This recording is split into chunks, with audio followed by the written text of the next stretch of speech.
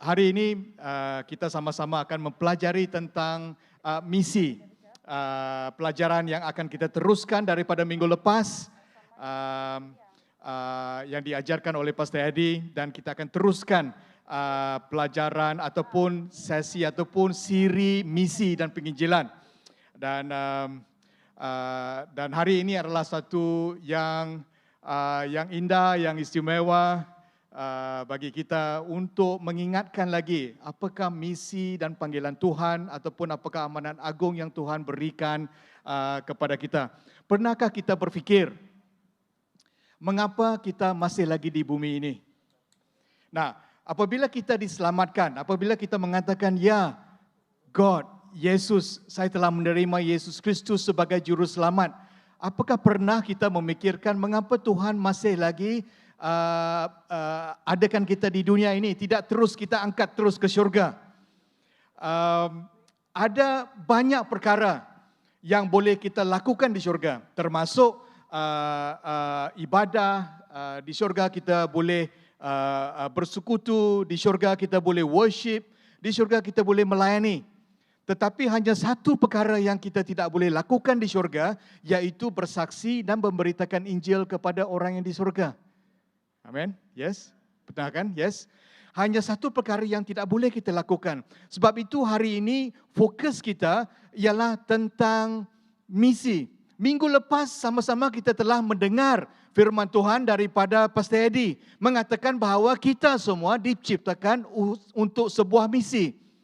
We are created for missions.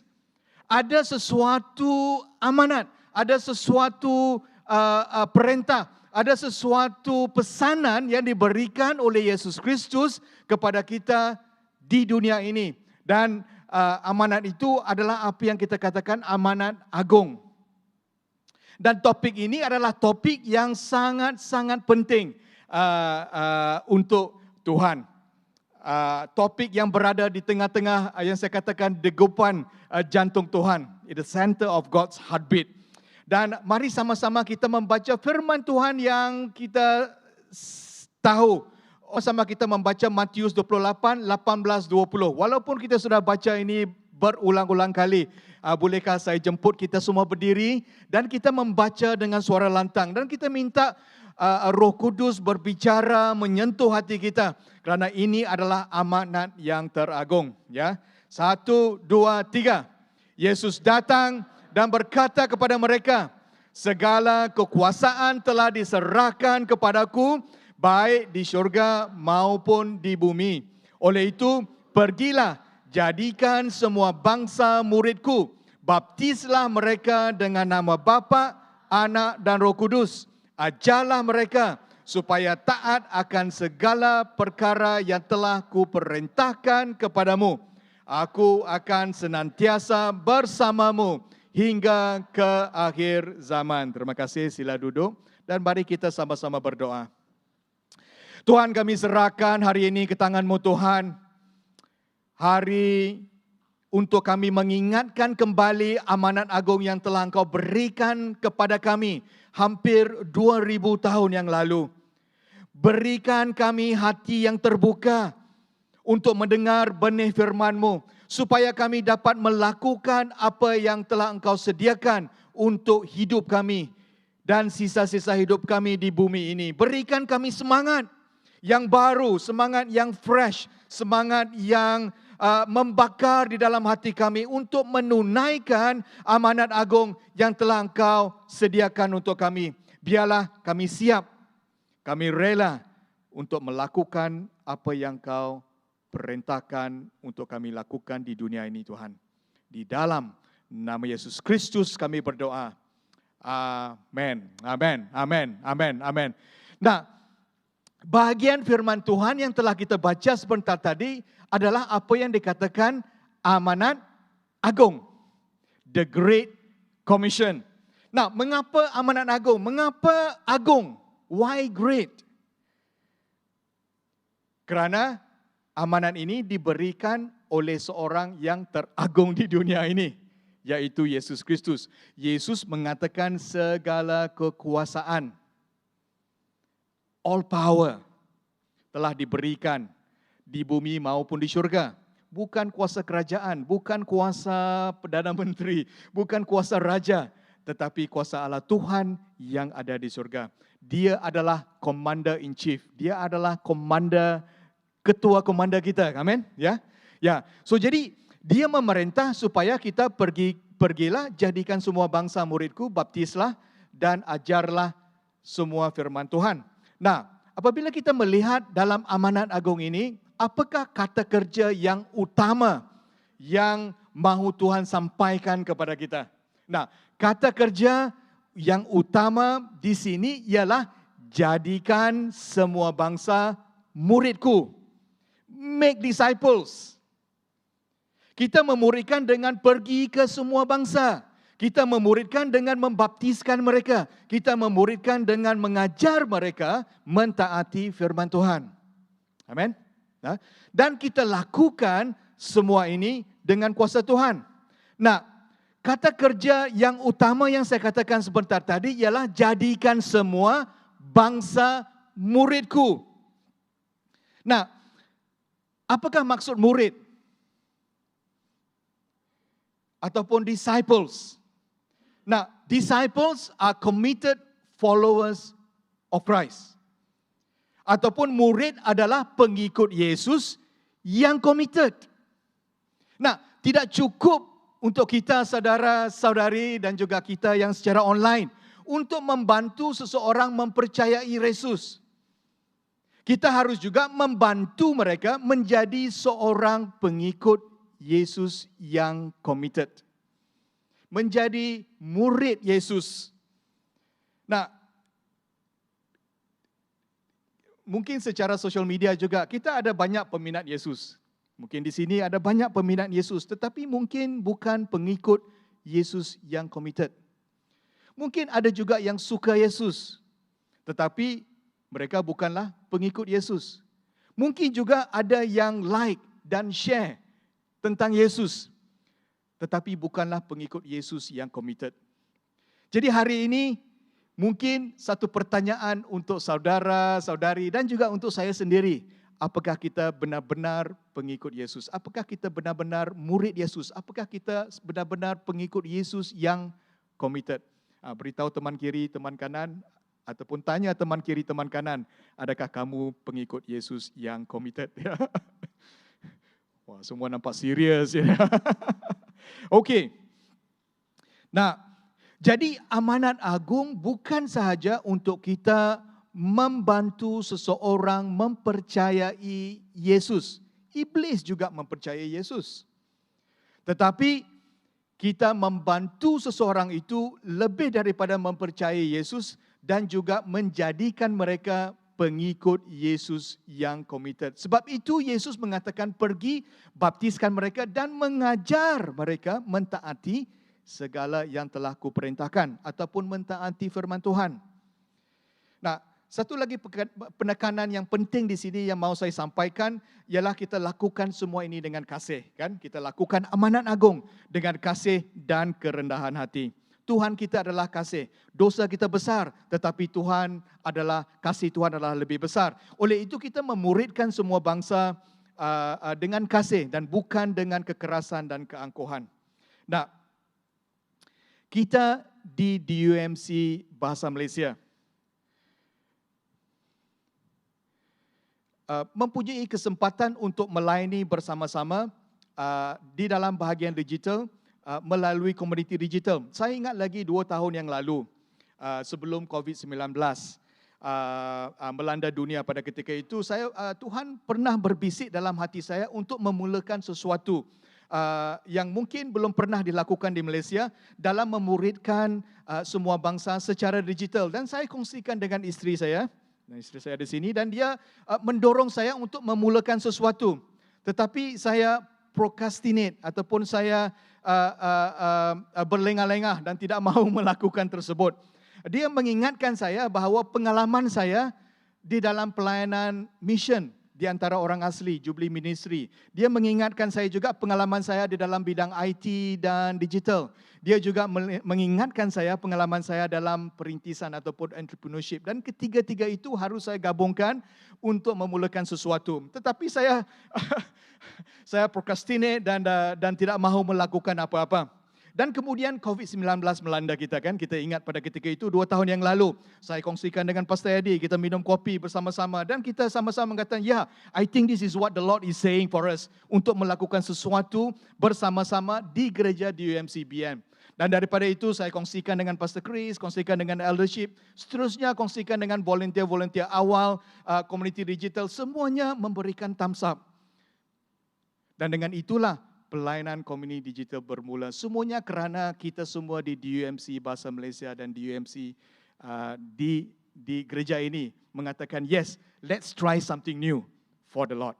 Mari kita memulakan sesuatu yang baru untuk Tuhan. Amin. Ya.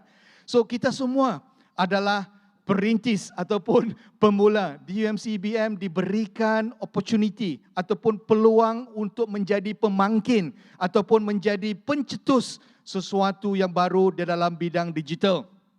Nah, harapan kita ialah dengan kuasa roh Tuhan, dengan penyertaan Tuhan, kita dapat mencetuskan satu revolusi pemuridan digital di negara Malaysia untuk menjangkau seberapa ramai yang mungkin, untuk menjangkau bangsa-bangsa dan suku-suku yang belum dijangkau. Nah, apakah misi dan penginjilan digital? Persoalannya. Nah, kita lihat kepada murid Yesus pada awalnya. Perintahnya diberikan kepada murid-murid Yesus pada ketika itu. Mereka mengambil kesempatan dengan menggunakan teknologi yang mereka ada. Iaitu kenderaan pada ketika itu dan jalan-jalan Roma yang dibina pada ketika itu membolehkan Injil berjalan lebih jauh dan lebih pantas. Thomas contohnya menggunakan teknologi kapal untuk berlayar ke India untuk memberitakan Injil kepada suku kaum di India. Paulus menggunakan teknologi surat untuk memuridkan murid-muridnya daripada penjara. Sekarang kita ada email.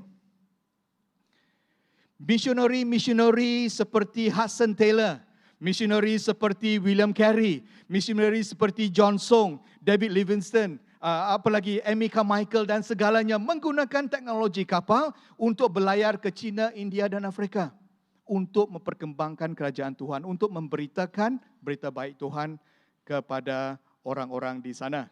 Jim Elliot yang telah kita tengok kan beberapa tahun yang lalu menggunakan teknologi kapal terbang untuk menjangkau kepada suku Wandani pada ketika itu. Nah, di dalam Matius 24:14, kamu boleh merujuk kepada Matius 24:14. Mengatakan apabila semua suku bangsa telah mendengar dan menerima Yesus sebagai juru selamat, barulah Yesus akan datang kembali. Dan salah satu sebab mengapa Yesus belum lagi datang ke dunia ini, kerana kita masih lagi belum memenuhi amanat agung yang telah Tuhan berikan kepada kita untuk memuridkan semua bangsa, tak etnik. Memang kita tidak tahu masa dan tempatnya. Tetapi Yesus mengatakan kita akan tahu musimnya. Nah, jikalau kita melihat perkembangan teknologi yang kita ada sekarang. Ya, kita lihat teknologi yang kita ada sekarang. Apa yang mustahil untuk murid Yesus pada ketika itu 2000 tahun yang lalu, mungkin tidak akan menjadi mustahil untuk kita di generasi yang sekarang ini. Kita mempunyai kemampuan sebagai satu gereja besar. Bukan sahaja di UMC Bahasa, bukan sahaja di UMC secara keseluruhan. Tetapi gereja dunia yang sebesar ini boleh menjangkau semua suku-suku bangsa di dunia ini. Kita boleh booking flight kapal terbang. Dan di dalam 1 hari ataupun 2 hari kita dapat sampai ke setiap pelosok bumi ini. Amin. Dan juga lebih daripada itu, pada masa yang sama, kita juga boleh pergi ke mana-mana melalui digital. Nah, jadi penginjilan misi dan digital ini adalah untuk kita memenuhi amanat agung secara digital dan melengkapkan pelayanan fizikal, iaitu hybrid. Nah, tahukah saudara-saudari bahawa kita sekarang berada di dalam generasi yang pertama yang boleh menggunakan teknologi digital sebagai alat untuk memenuhi amanat agung. Tidak ada generasi yang sebelum kita, yang sebelum ini yang mempunyai teknologi seperti machine learning, seperti artificial intelligence, seperti virtual reality, seperti video conferencing, seperti 5G, seperti Industrial Revolution 4.0 dan sebagainya. Semua ini tidak ada sebelum generasi kita.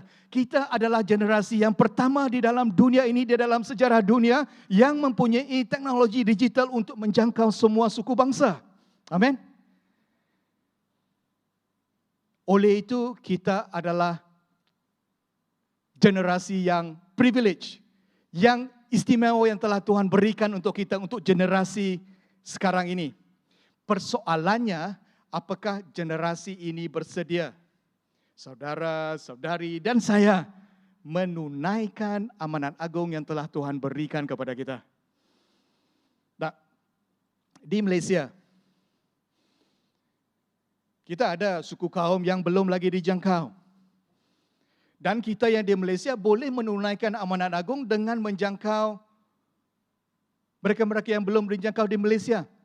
Dan ada lagi yang lain yang akan menjangkau dan menunaikan amanat agung di negara-negara yang lain. Dan mungkin, mungkin Matius 24:14 boleh disempurnakan di dalam generasi yang kita sekarang ini. Maybe. It's the acceleration of the technology that will enable the preaching of the word of the Lord. Teknologi yang akan memudahkan penjangkauan dan pemberitaan Injil kepada semua suku bangsa.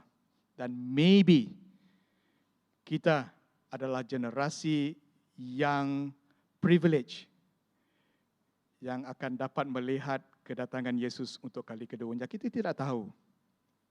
Granted, kita semua tidak tahu. Tapi mungkin we are the generations that the Lord has prepared. Pernahkah kita berfikir seperti itu? Amin. Wow. Nah, kita lihat di Malaysia. Nah, Malaysia ini adalah laporan Malaysian Digital Economy Blueprint yang diterbitkan. Dan di Malaysia 90.1% rumah di Malaysia mempunyai internet. Dan 93.1% penduduk Malaysia menggunakan smartphone. Wow. Dan 70.2% mempunyai 4G services. Dan sekarang kita di Klang Valley mempunyai 5G services, kan? Dan 81% aktif di media sosial dan 88.8% rumah bandar ada mobile internet dan 80.4% rumah ada internet di luar bandar. Nah, inilah masanya kita sebagai gereja menggunakan teknologi digital bersama dengan teknologi yang sudah kita ada secara fizikal. Sama-sama kita boleh menunaikan amanat agung. Banci 2022 ada menyatakan di sini bahawa 60 di sini kita dapat lihat bahawa kebanyakan daripada penduduk Malaysia adalah kurang daripada 65 tahun. Maksudnya penduduk Malaysia masih lagi muda, termasuk Patang. Dan saya sangat excited dan saya sangat terdorong. Walaupun Patang masih lagi muda ya, dan dia melibatkan diri dalam pelayanan digital, di komuniti digital. Dia adalah salah seorang content creator untuk membantu kita dalam pelajaran Markus. Nah, kalau dia boleh melakukan itu, kita semua boleh melakukan, saudara-saudari. Kita semua tahu posting, kan? Nah, dia yang tahu melakukan, kita juga boleh melakukan dan kita akan mengikut langkah dan jejak kakinya. Amin. Ya. Nah, kebanyakan daripada penduduk Malaysia menetap di bandar. 75%. It is whether we like it or not. Ya, kebanyakan penduduk-penduduk akan menuju ke bandar. dan semua bandar akan mempunyai internet connectivity. Hampir 100% di bandar mempunyai internet connectivity. Dan di KL seperti yang saya katakan, kita juga mempunyai servis 5G. Nah, adalah penting yang mahu saya sampaikan di sini bahawa digital bukanlah untuk menggantikan pelayanan fizikal, tetapi digital adalah untuk menguatkan pelayanan fizikal. Amen, ya. Dan respon kita dan strategi kita di DUMC Bahasa Malaysia ialah dengan menggunakan platform komuniti digital dalam bahagian digital ini, dan kita sama-sama akan menggunakan ini sebagai penekanan untuk menjangkau seberapa banyak yang mungkin bersama-sama dengan gereja-gereja Bahasa Malaysia yang lain. Dan kita mempunyai 3 penekanan. Penekanan yang pertama ialah penginjilan. Nah, kita ada banyak touch points kan, melalui online, melalui social media, melalui internet dan sebagainya. Dan di dalam Yohanes 10:14-16 ada mengatakan, akulah gembala yang baik. Aku mengenal domba-dombaku dan domba-dombaku mengenalku. Sebagaimana Bapa mengenalku dan aku mengenalnya. Aku mengorbankan nyawaku untuk domba-dombaku. Aku miliki domba-domba lain. Dan bukan daripada kawanan ini. Mereka juga mesti ku pimpin. Dan mereka akan mengikut suaraku. Kesemuanya akan menjadi satu kawanan dan satu gembala. Kita lihat di sini bahawa Yesus adalah gembala yang baik. Dan gembala yang baik mengenal domba-dombanya. Dan kita semua di dalam ruang ibadah pada hari ini dan juga kita yang secara online adalah domba-domba Yesus Kristus. Yesus telah mengorbankan nyawanya untuk kita semua. Tetapi di dalam ayat 16, kita lihat di sini bahawa Yesus mengatakan ada lagi domba-domba lain yang di luar daripada kawanan ini. Ada lagi domba-domba lain yang di luar daripada ruang ibadah ini. Ada lagi domba-domba yang di luar di sana yang belum mengenal Yesus Kristus.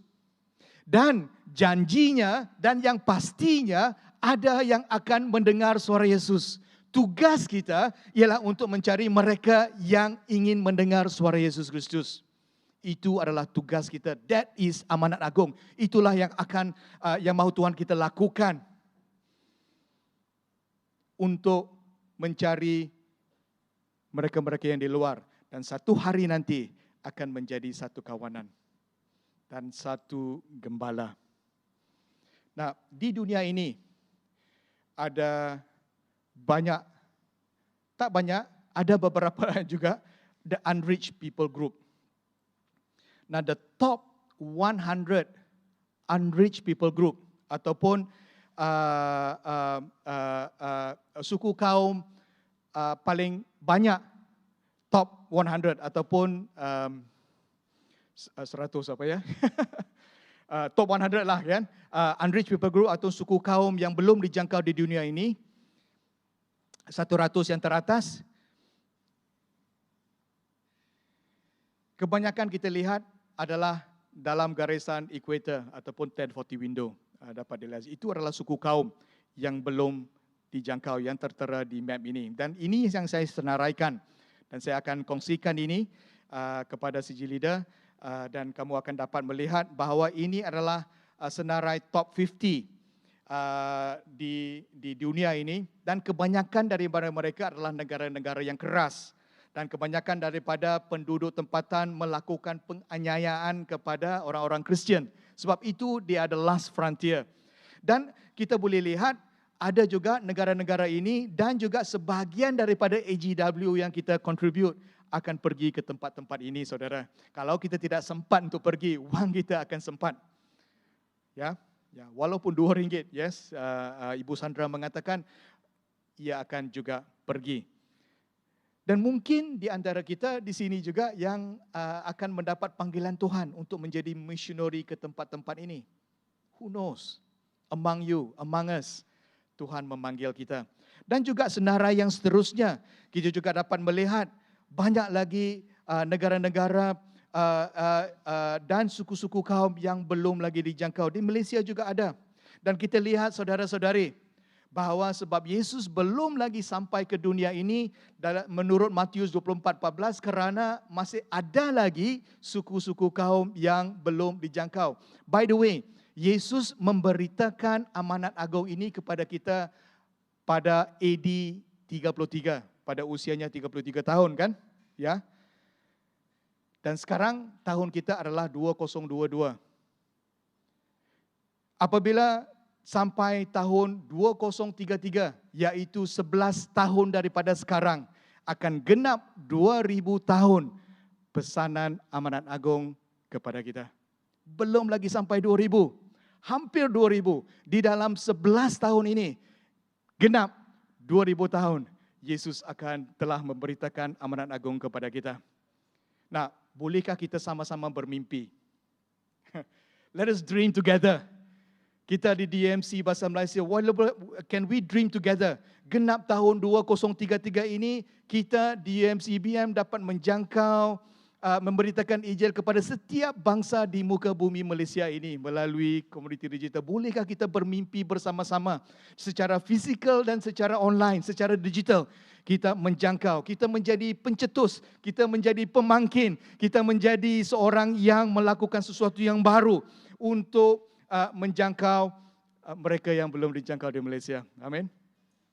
Komuniti digital boleh menjadi satu mekanisme, bukannya satu-satunya, tetapi salah satu daripada mekanisme yang boleh Tuhan gunakan untuk menyempurnakan amanat agung yang telah Tuhan berikan hampir 2000 tahun yang lalu. Maybe together, 2033, apabila kita lihat ke belakang, yes Lord, I have done something for you. Sedikit yang kita berikan kepada Tuhan, Tuhan dapat melipat gandakan seberapa banyak yang mungkin. Now, Bill Bright ada mengatakan, success in witnessing is simply taking the initiative to share Christ in the power of the Holy Spirit and living the results to God. Kejayaan kita dalam menjadi saksi Tuhan ialah dengan mengambil inisiatif untuk mengongsikan tentang Kristus dengan kuasa Roh Kudus dan menyerahkan hasilnya kepada Tuhan. Bill Bright, Campus Crusade. Jadi kita dengan iman, sama-sama kita bermimpi, kita mengambil inisiatif untuk mengongsikan Yesus Kristus secara digital dan fizikal, melibatkan seberapa ramai orang dan gereja-gereja di Malaysia dan kita serahkan hasilnya kepada Tuhan. Amin. Ya. Nah, ini adalah sesuatu yang pasti akan berlaku. Not if, but when. Wahyu 7:9 mengatakan, selepas itu aku melihat lagi, kulihat lautan manusia yang tidak terkira banyaknya daripada segala bangsa, suku, kaum, bahasa, berjubah putih memegang daun palma. Mereka semua berdiri di hadapan takhta dan anak domba. The Great Commission is not an option. The Great Commission bukanlah satu pilihan. Dan yang pastinya, semua suku kaum, semua bangsa, semua bahasa akan menerima Yesus Kristus sebagai Juru Selamat.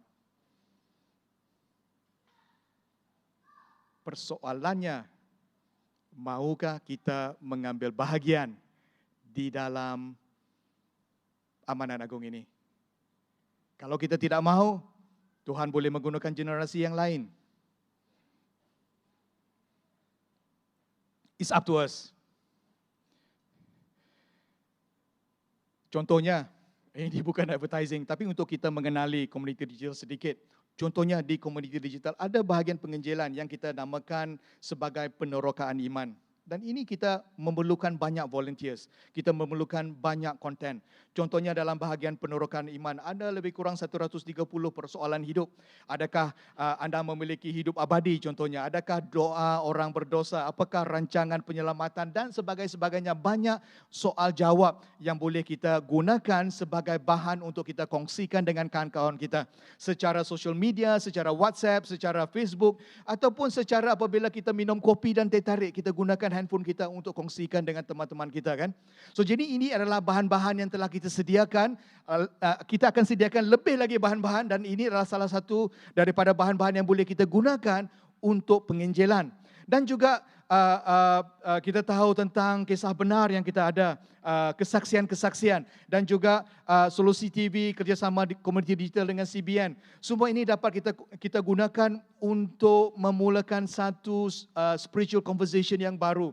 Kita kongsikan dengan teman-teman kita. Kita boleh gunakan ini untuk memuridkan orang lain. Dan pada masa yang sama kita ada Alkitab Multimedia, ya, di mana ada 89 video Alkitab daripada Matius, Markus, Lukas dan Yohanes. Sama-sama boleh kita baca melalui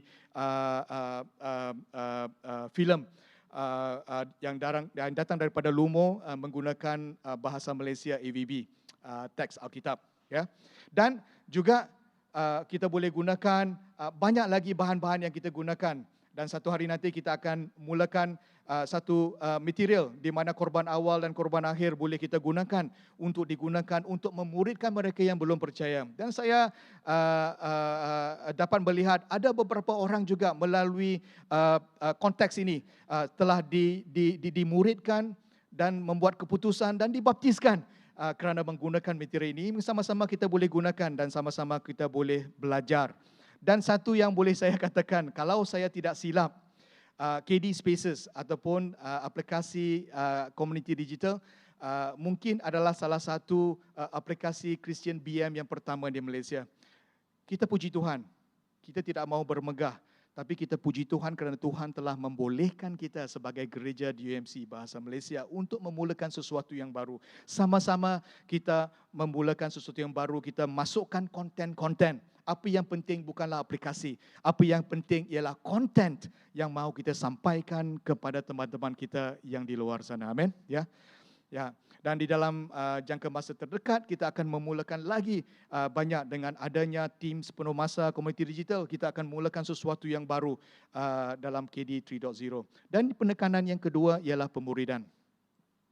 Pemuridan adalah sangat penting ataupun latihan adalah sangat penting. Sebab itu di dalam Matius 28:20 mengatakan, ajarlah mereka supaya taat akan segala yang telah kuperintahkan. Pengajaran adalah penting. Memperkenalkan seseorang kepada Yesus Kristus tidak cukup, tetapi kita mahu memuridkan mereka menjadi seorang pengikut Yesus yang committed. Sebab itu pemuridan adalah sangat penting. Dan salah satu cara yang mahu kita gunakan ialah seperti strategi Paulus di dalam Kisah Para Rasul 19:8-10. Kita dapat melihat di sini bahawa kita boleh balik dan membaca firman Tuhan ini, Kisah Para Rasul 19. Di sini kita dapat lihat Paulus selama 30 tahun telah mempunyai pengalaman untuk menyampaikan Injil kepada orang-orang dalam budaya-budaya yang lain. Dan Paulus dalam masa yang terakhir, 30 tahun selepas pengalamannya, memulakan satu strategi yang baru. Dan strategi yang baru yang Paulus lakukan semasa di Ephesus ialah strategi Dewan Syarahan Tiranos di Bandar Ephesus. Dan menghasilkan satu hasil yang menakjubkan. Dewan Tiranos adalah strategi yang terbesar dan terakhir yang digunakan oleh Rasul Paulus untuk memberitakan 2 juta orang di dalam 2 tahun tentang Injil Yesus Kristus. Bagaimana dengan melatih seberapa ramai murid-murid Yesus yang committed untuk memberitakan Injil ke mana-mana tempat. Dan ini kita dapat lihat bahawa Paulus bermula dengan 12 orang dibaptiskan, dan apabila mereka dibaptiskan, Roh Kudus datang ke atas mereka. Mereka pergi dan diajar di saumah ataupun sinagog, kan? Dan tetapi kerana ada tentangan, dia masuk kepada tempat yang lain, dinamakan Dewan Syarahan Tiranos. Dan Dewan Syarahan Tiranos ini mungkin dimiliki oleh seorang businessman ataupun seorang pengajar. Kita tidak tahu. Tapi dewan itu diberikan kepada Paulus untuk digunakan untuk menjadi Dewan Syarahan. Dan daripada sana, kita tahu Ephesus adalah tempat di mana ramai business people ataupun ramai orang datang ke Ephesus untuk melakukan pekerjaan-pekerjaan. Ephesus adalah pusat ekonomi pada ketika itu. Dan apabila mereka diajar di Dewan Syarahan Tiranos, mereka balik ke tempat-tempat masing-masing dan mereka memberitakan Injil kepada beberapa tempat. Dan di dalam 2 tahun, 2 juta orang dapat mendengar firman Tuhan Yesus Kristus. Nah, bayangkan saudara-saudari, kita yang sekarang ini mempunyai teknologi digital. Sebab itu kita mahu menggunakan sesuatu bukan sahaja secara fizikal, tapi juga kita mau melengkapkan itu secara digital. Kita mahu memulakan satu revolusi pemuridan yang penuh dengan semangat penginjilan, semangat ketaatan, semangat pemuridan, dan kita menyalakannya ke merata-rata tempat di Malaysia. Bolehkah kita bermimpi bersama-sama dalam 11 tahun ini, 2033, sama-sama kita menggerakkan, kita memulakan, membangkitkan sesuatu yang baru untuk negara tercinta kita Malaysia. Amin.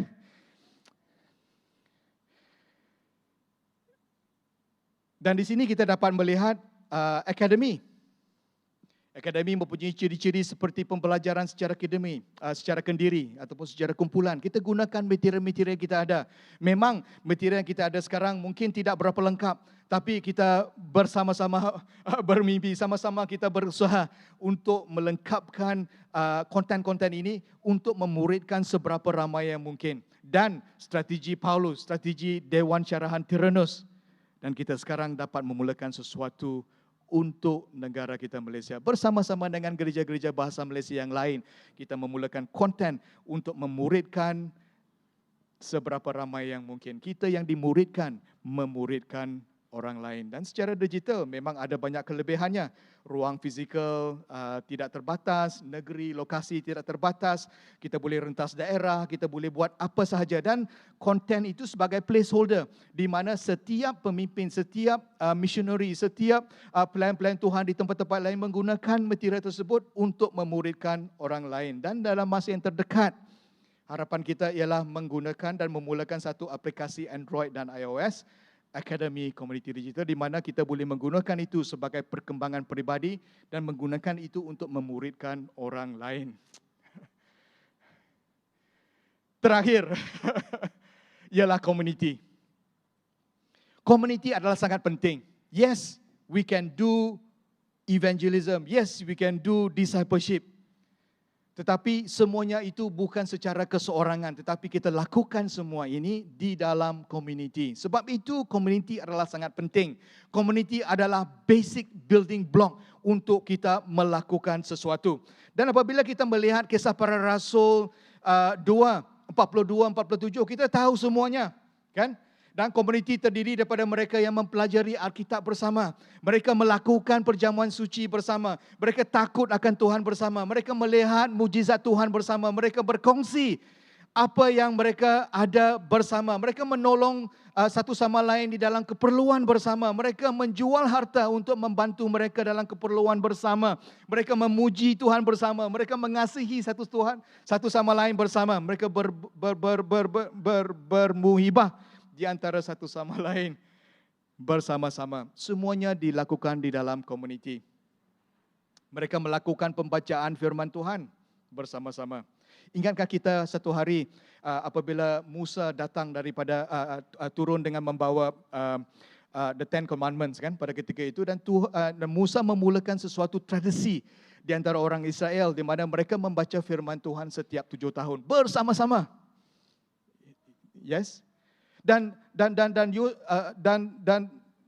Yosaya apabila dia mentitahkan semua umat Israel membaca satu pembaharuan yang baru yang berlaku. Sebab itu kita harus melakukan pembacaan. Ya, kita harus melakukan pembacaan secara kendiri, tetapi adalah penting juga kita melakukan pembacaan secara korporat di dalam komuniti, di dalam doa, di dalam penginjilan, di dalam pertumbuhan rohani kita. Semuanya dilakukan bersama-sama di dalam komuniti. Dan komuniti inilah yang kita ada dan boleh kita lakukan. Sebab itu di dalam komuniti digital, secara digital, kita memerlukan bahagian di mana community is alive.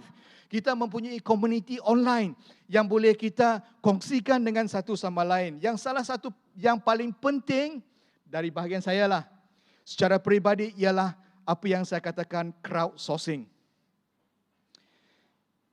Saya ada sesuatu yang istimewa yang Tuhan berletakkan dalam hati saya.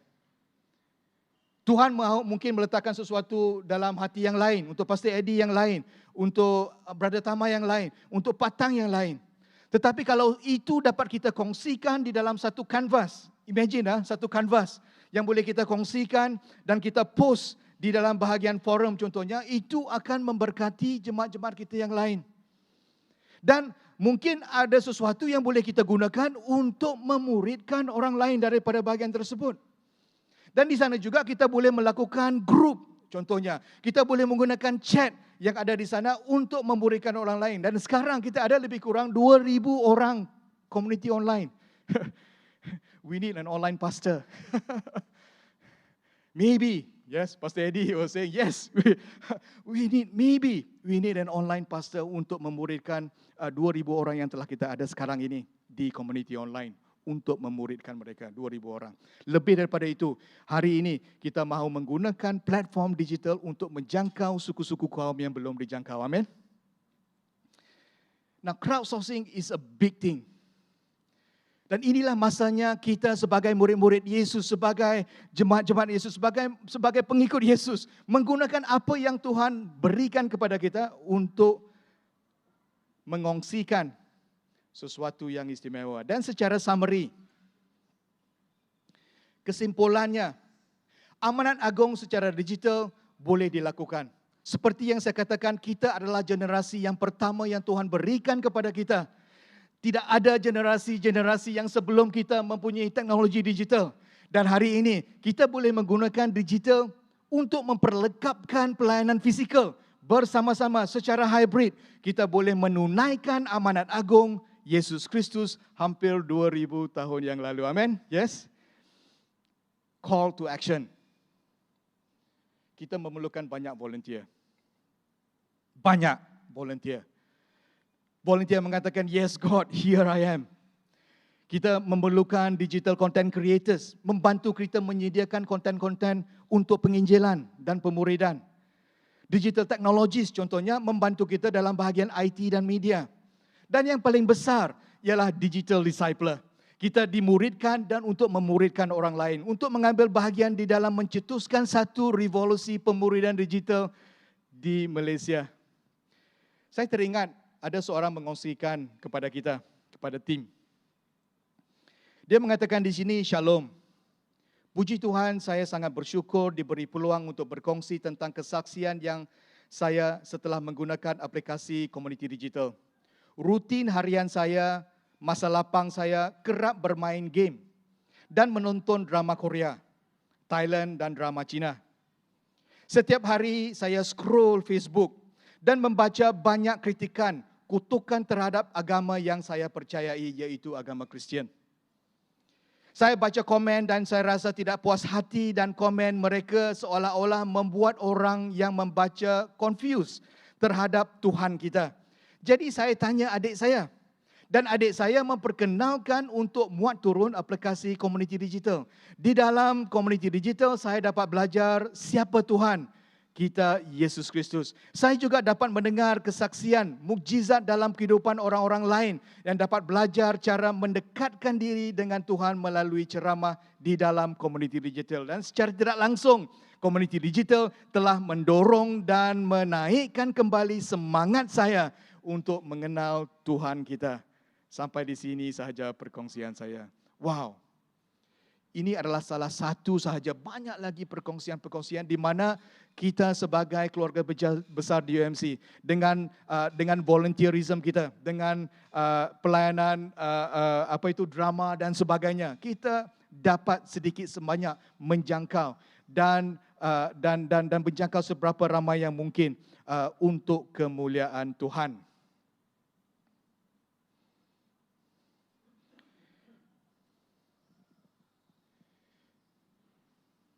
Nah, ada dua perkara yang akan berkekalan selama-lamanya.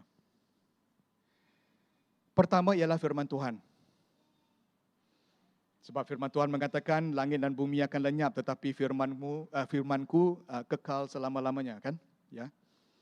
Rumput layu dan bunga luruh tetapi firman Tuhan akan kekal selama-lamanya. Yesaya 48 mengatakan. Firman Tuhan 2000 tahun yang lalu adalah sama untuk masa yang sekarang ini. Itu yang pertama. Firman Tuhan adalah akan kekal selama-lamanya. Yang keduanya ialah manusia. Sama ada kita kekal di surga atau kekal di neraka. Jadi jikalau kita mahu hidup kita bermakna, boleh saya cadangkan untuk kita melaburkan diri kita, melaburkan masa kita, melaburkan tenaga kita, melaburkan wang kita untuk sesuatu yang berkekalan.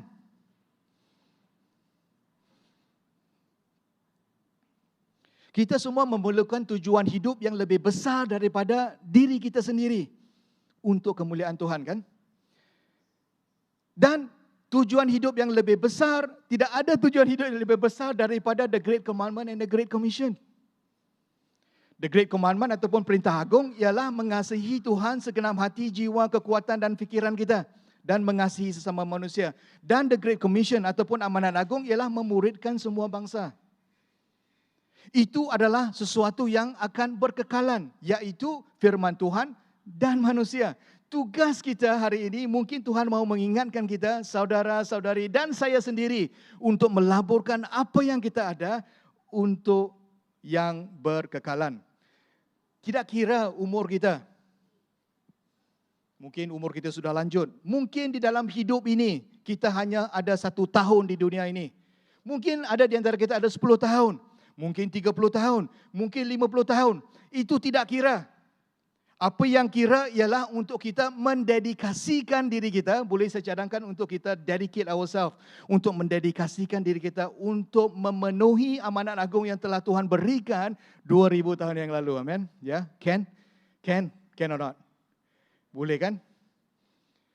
Tidak kira sama ada vokasi kita adalah seorang student, sama ada kita seorang suri rumah tangga, sama ada kita seorang businessman, sama ada kita seorang engineer, arkitek, pastor sebelum masa dan sebagainya. Tidak kira. Kita sama-sama mendedikasikan diri kita untuk melibatkan diri di dalam pekerjaan misi, di dalam amanat agung yang telah Tuhan berikan kepada kita. Dan mungkin kita menjadi satu generasi yang privilege untuk melihat kedatangan Yesus untuk kali keduanya.